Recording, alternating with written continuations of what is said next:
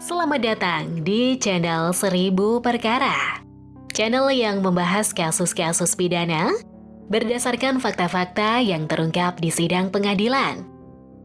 Di video kali ini, kita akan bahas kasus perampokan yang dilakukan di sebuah rumah di wilayah kota dan pasar.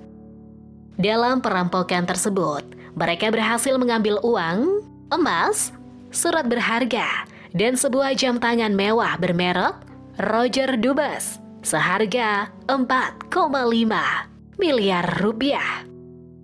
Yang menarik dari kasus ini adalah para perampok sama sekali tidak mengetahui kalau jam tangan merek Roger Dubas yang mereka ambil adalah sebuah jam tangan yang harganya mahal. Mereka mengira jam tangan tersebut adalah jam tangan murahan, sehingga setelah selesai merampok, jam tangan tersebut tidak mereka jual karena dianggap tidak punya harga yang bagus di pasaran. Kasus perampokan ini kemudian disidangkan di Pengadilan Negeri Denpasar.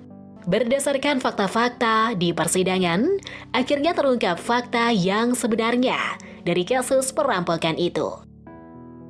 Berawal pada tanggal 29 Desember 2018, sekitar jam 9 malam, salah satu pelaku perampokan yang bernama Teguh Uji sedang berada di rumahnya di kota Semarang.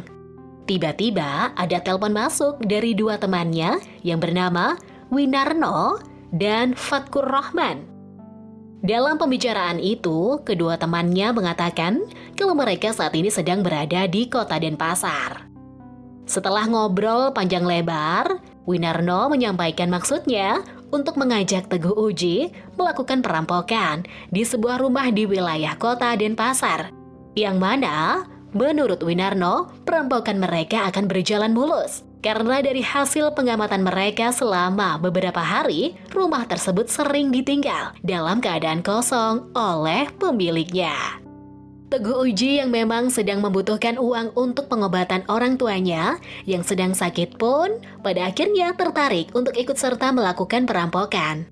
Tak menunggu lama setelah menutup telepon, Teguh Uji langsung membeli tiket pesawat Lion Air dari Semarang dengan tujuan kota Denpasar untuk keberangkatan esok harinya. Pada tanggal 30 Desember 2018 jam 10 pagi, Teguh Uji sudah mendarat di Bandara I Gusti Ngurah Rai Denpasar. Di sana, Winarno dan Fatkur Rahman sudah menjemputnya dengan sebuah mobil Honda Mobilio.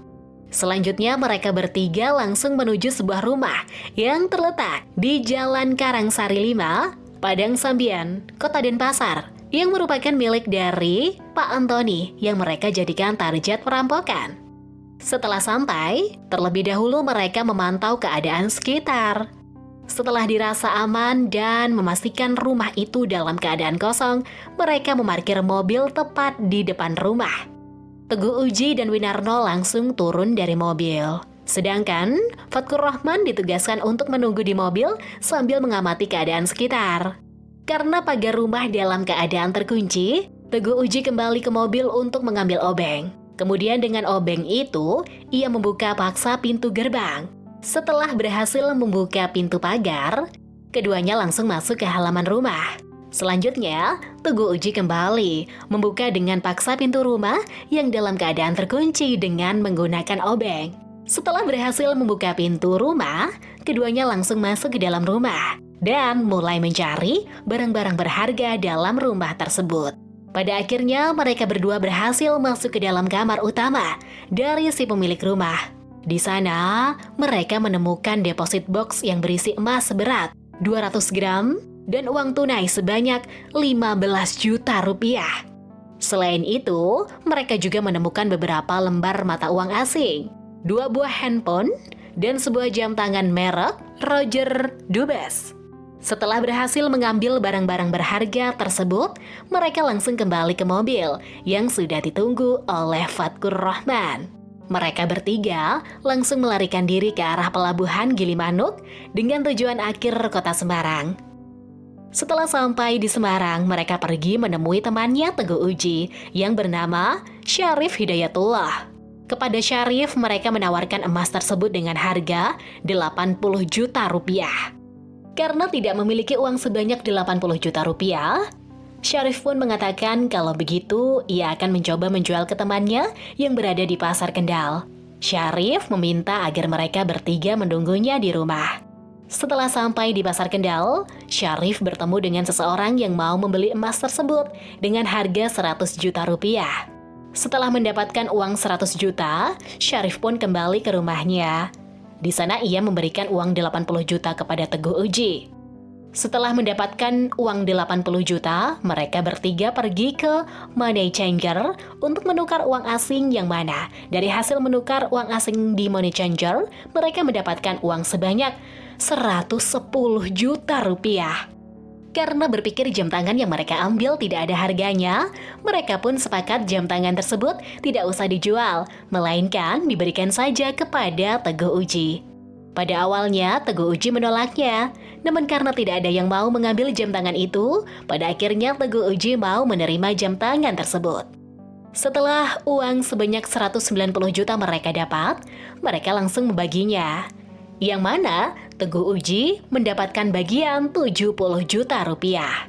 Kembali ke Pak Antoni yang pada jam 10 malam telah sampai ke rumahnya. Ia begitu terkejut melihat pintu pagar dan pintu utama rumahnya dalam keadaan rusak karena dibobol. Setelah masuk ke dalam rumah, ia menemukan rumahnya dalam keadaan berantakan. Setelah mengecek barang-barang berharga miliknya, akhirnya ia mengetahui kalau rumahnya telah dimasuki oleh perampok. Yang mana perampok telah mengambil uang, emas, handphone, dan jam tangan miliknya yang jika ditotal nilainya mencapai 5 miliar rupiah. Tak menunggu lama, Antoni langsung melaporkan kejadian itu ke pihak kepolisian. Dan polisi pun langsung memburu pelaku. Setelah melakukan pengejaran terhadap pelaku, akhirnya polisi hanya berhasil menangkap Teguh Uji. Sedangkan Winarno dan Fatkur Rahman belum berhasil ditangkap karena sudah tidak diketahui lagi keberadaannya. Teguh Uji sendiri pada saat ditangkap kepolisian baru mengetahui kalau jam tangan Roger Dubas yang mereka ambil adalah sebuah jam tangan mewah yang harganya mencapai 4,5 miliar rupiah.